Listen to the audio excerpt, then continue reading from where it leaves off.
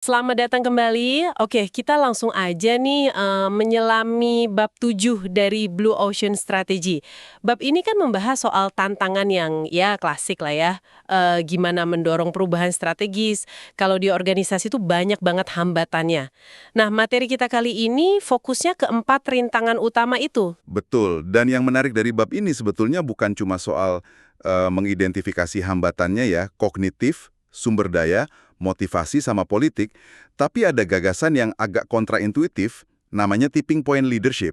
Intinya tuh Anda nggak perlu sumber daya atau waktu yang seabrek gitu untuk bikin perubahan besar. Oh iya, Iya, fokusnya justru pada pengaruh yang nggak proporsional, disproportionate influence istilahnya. pengaruh nggak proporsional maksudnya kita fokus ke hal kecil tapi dampaknya bisa gede gitu. Kayak nyari tuas pengungkitnya gitu ya. Nah, tepat sekali. Jadi, daripada capek-capek dorong seluruh organisasi bareng-bareng, mending cari titik-titik kuncinya aja. Titik yang bisa memicu perubahan cepat dan hemat. Kayak efek domino gitulah. Ini kan menantang banget logika konvensional yang bilang perubahan besar pasti butuh biaya besar, waktu lama, ya kan? Iya, iya, masuk akal. Oke, coba kita bedah satu-satu hambatannya. Yang pertama kognitif. Gimana caranya menyadarkan orang yang udah nyaman banget sama status quo. Buku ini kan nyaraninnya pengalaman langsung ya, bukan cuma data di presentasi. Contohnya si Bill Bratton itu, nyuruh stafnya naik subway yang katanya selokan listrik di New York. Hmm.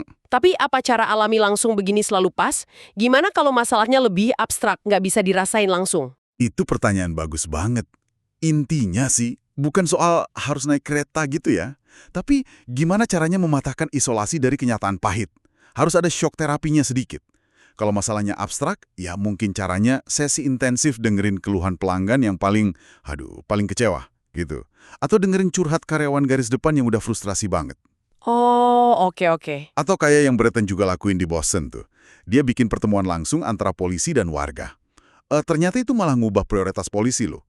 Dari fokus kejahatan gede, jadi ke gangguan kecil sehari-hari yang bikin warga resah. Intinya sama, guncang persepsi dari zona nyaman. Bikin urgensinya terasa nyata, gitu. Masuk akal, masuk akal. Nah, setelah sadar nih, biasanya kan muncul masalah kedua, sumber daya terbatas. Duitnya nggak ada, orangnya kurang. Gimana tipping point leaders ngatasin ini tanpa anggaran gede? Nah, ini dia. Mereka itu pinternya bukan fokus nyari dana baru, tapi memaksimalkan apa yang udah ada. Caranya, redistribusi cerdas. Pertama, fokuskan sumber daya yang ada itu ke hotspots. Area-area yang paling butuh, paling krusial, dan dampaknya paling gede kalau dibenerin. Contohnya tadi Bratton yang musatin polisi ke stasiun subway paling rawan itu ya. Betul, itu hotspots. Lalu yang kedua, kebalikannya. Identifikasi cold spots. Area yang nyedot banyak sumber daya, tapi dampaknya kecil atau nggak ada. Ah, oke. Terus sumber dayanya ditarik dari situ? Iya, ditarik, terus dialihkan ke hotspots tadi. Dan ada lagi yang menarik, namanya horse trading atau barter antar unit. Kayak Breton itu, dia nuker kelebihan mobil patroli dengan ruang kantor yang lebih dibutuhin sama divisi lain. Ini soal kreativitas aja, gimana manfaatin aset yang salah tempat. Nggak takut malah jadi politik utang budi atau malah rebutan aset nanti? Ya, resiko itu pasti ada sih. Makanya kuncinya di transparansi, terus tujuan strategisnya harus jelas banget buat semua orang. Dan pemimpinnya harus tegas, mastiin barter itu adil dan buat kepentingan bersama, bukan cuma main mata antar manajer gitu. Nah, ini nyambung ke hambatan ketiga, motivasi. Gimana caranya menggerakkan orang-orang kunci? Iya, itu dia. Gimana memotivasi mereka biar beneran mau berubah bukan cuma sekedar ya udah ikut aja gitu? Buku ini nekenin banget buat fokus ke kingpins. Itu tuh individu-individu yang punya pengaruh gede di tiap level. Nggak harus bos paling atas loh ya. Fokus aja ke mereka, kasih tantangan yang jelas, terus bikin kinerja mereka itu transparan, kelihatan sama semua orang. Oh, kayak fishbowl management itu ya, contohnya rapat Comsted Bretton yang majang data kinerja komandan secara publik. Nah, itu dia. Biar ada tekanan dari teman sejawat, sekaligus pengakuan kalau berhasil. Itu bisa jadi motivasi kuat banget kan? Selain transparansi, ada lagi nggak? Ada, namanya atomization. Jadi pecah tantangan yang gede banget itu, jadi misi-misi kecil yang lebih konkret, lebih terukur, dan bisa dicapai di level masing-masing. Jangan minta komandan misalnya, ayo amankan seluruh kota. Tapi fokus saja, oke, buat wilayah Anda aman dulu. Ini bikin targetnya terasa lebih mungkin dicapai kan? Memberdayakan mereka juga secara langsung. Kasih mereka kemenangan-kemenangan kecil lah istilahnya. Oke, oke. Nah, yang terakhir nih, dan seringkali paling alot ya, politik internal. Gimana ngadepin resistensi dari pihak-pihak yang ngerasa kepentingannya terancam sama perubahan? Ada kutipan bagus tuh di buku ini. Di organisasi kami, Anda ditembak jatuh sebelum sempat berdiri. Ngeri juga ya. Iya, ini emang medan perang yang paling sulit mungkin ya. Strateginya itu soal mengelola pemain-pemain kunci. Harus pinter baca peta politik internal.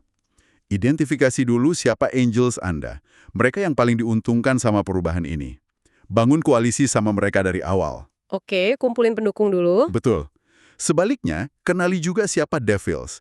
Mereka yang bakal paling rugi atau paling resisten. Nah, ngadepin para devils ini gimana? Langsung konfrontasi aja. Nggak selalu efektif sih kalau langsung, kadang lebih baik diisolasi. Caranya, ya bangun dukungan yang luas dari pihak lain tadi, terus siapkan data dan argumen yang kuat buat matahin serangan mereka, bahkan sebelum mereka nyerang, antisipasi.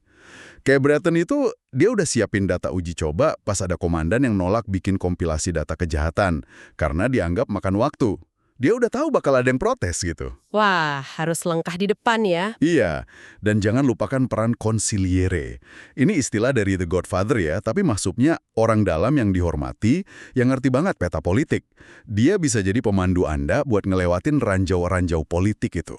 Buat Breton, orangnya itu si John Timoney di NYPD. Orang lama yang disegani. Jadi, kalau disimpulin nih, ngatasin hambatan organisasi ala bab 7 ini, intinya bukan soal ngerahin kekuatan besar-besaran ya, tapi lebih ke kecerdasan strategis. Harus bisa nemuin titik ungkitnya, fokus ke pengaruh yang nggak proporsional tadi, terus pinter-pinter ngelola dinamika orang dan politik secara proaktif.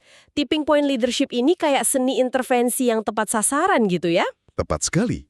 Mungkin ada pemikiran penutup nih buat Anda yang dengerin. Coba deh, petakan ini dalam konteks Anda sendiri.